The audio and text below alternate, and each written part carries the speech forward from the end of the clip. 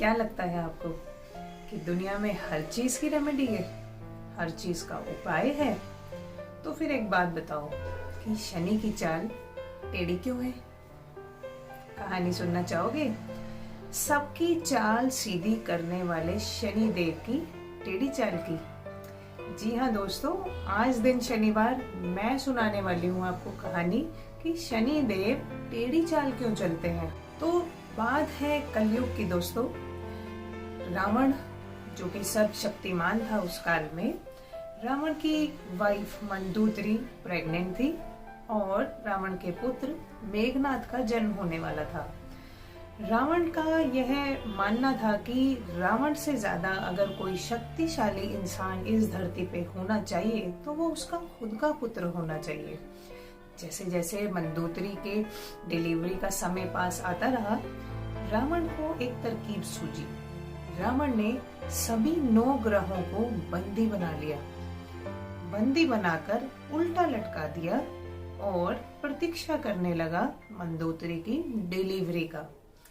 जैसे ही रावण के पास यह खबर आई कि रानी मंदोदरी अब कभी भी पुत्र को जन्म दे सकती है, रावण ने आज्ञा दी सभी 9 ग्रहों को कि जाओ और अपनी अपनी बेस्ट प्लेस पर खड़े हो जाओ।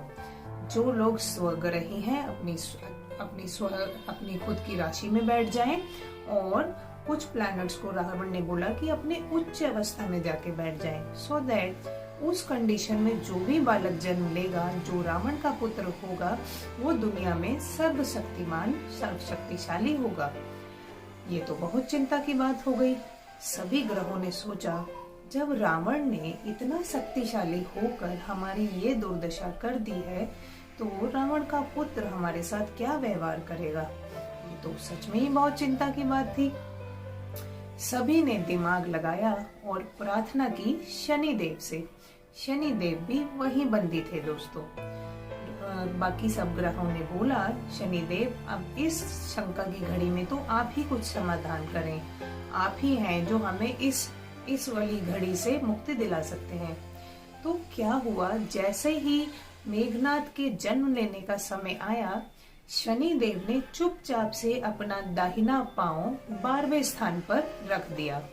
12वां स्थान आप सब जानते हैं दोस्तों, मुक्ति का, दूर ले जाने का, व्यय का स्थान होता है, जहाँ से इंसान के जीवन मुक्ति पाता है, व्यय हो जाता है। और मेघनाद का जन्म हुआ और रावण तो खुद ही सर्वशक्तिमान, बहुत बड़ा विद्वान था। जब रावण ने मेघनाद की कुंडली देखी और भाव चलित पर नजर मारी तो देखा भाव चलित में तो शनि 12वें स्थान पे चले गए हैं। रावण बहुत क्रोधित हुआ। उसको ये बात बर्दाश्त नहीं हुई कि शनि ने मेरे साथ ऐसा छल किया, ऐसा कैसे कर सकता है। रावण ने शनि को बुलाया और शनि का वो दाहिना पैर जो कि शनि ने छल से 12वें स्थान पे रख दिया था, रावण ने उसका पैर पकड़कर और ऐसा घुमाया कि शनि देव की टांग तोड़ दी और शनि की चाल उस दिन से टेढ़ी हो गई। शनि टेढ़े होके चलने लग गए दोस्तों। तो आपने देखा, जब समय की मार पड़ती है तो उससे बड़े बड़े राजा, बड़े बड़े देवता, बड़े बड़े ग्रह कोई भी हो, वो आज तक नहीं बच पाया है।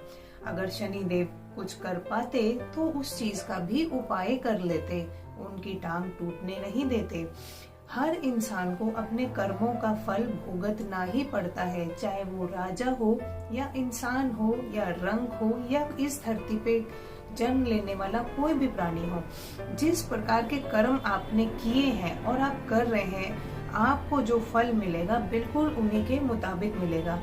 ऐसा बिल्कुल नहीं है कि आप 10 तरीके के उपाय करके, रेमेडीज करके अपने जीवन को एकदम दुरुस्त बना लेंगे।